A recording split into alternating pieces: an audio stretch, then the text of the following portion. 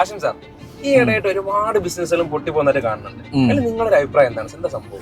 കൈഫെ, ഒരു company secretary എന്നുള്ള നിലക്ക് ആയിരക്കണക്കിന് സ്റ്റാർട്ടപ്പുകൾ ഞാൻ രജിസ്റ്റർ ചെയ്ത് കൊടുത്തിട്ടുണ്ട്. പക്ഷെ കാണുന്ന ഒരു ട്രെൻഡ് എന്താണെന്ന് വെച്ചാൽ 70% ബിസിനസ്സുകളും ഫസ്റ്റ് 3 ഇയേഴ്സിനുള്ളിൽ പരാജയപ്പെടുന്നുണ്ട്. കാരണം ഈ ബിസിനസ്സിന്റെ ഒരു ഹണിമൂൺ പീരീഡ് ഉണ്ട്. ഈ ഹണിമൂൺ, അതെ, ആ ഹണിമൂൺ പീരീഡ് കഴിഞ്ഞാലാണ് റിയൽ ബിസിനസ് സ്ട്രഗിൾ തുടങ്ങുന്നത്. അത് പലർക്കും സർവൈവ് ചെയ്യാൻ പറ്റുന്നില്ല എന്നുള്ളതാണ്. ജീവിതത്തിൽ അങ്ങനെയൊക്കെ തന്നെ അല്ലേ? അപ്പൊ തുടങ്ങാൻ ഈസിയാണ്, പക്ഷെ കൺസിസ്റ്റൻസി ഇസ് ദ കീ. നമ്മളൊക്കെ ഫോളോവേഴ്സിൽ കുറെ ആൾക്കാരുണ്ടാവും, സ്റ്റാർട്ടപ്പുകൾ തുടങ്ങി കുടുങ്ങി നടക്കുന്ന ആൾക്കാർ.